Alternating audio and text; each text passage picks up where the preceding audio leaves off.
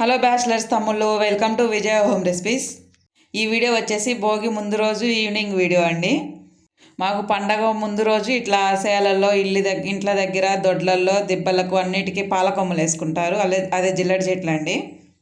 ఎందుకు వేసుకుంటారో నాకు కూడా తెలియదు. తెలిసిన వాళ్ళు ఎవరైనా ఉంటే కామెంట్ చేయండి.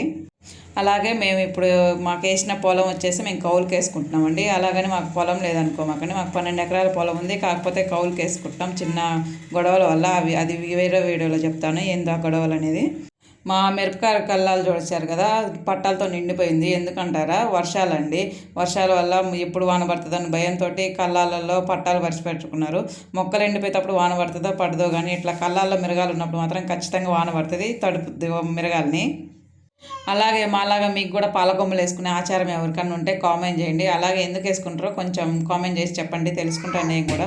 అలాగే సబ్స్క్రైబ్ చేసుకోండి ఈ వీడియో కనుక నచ్చినట్లయితే.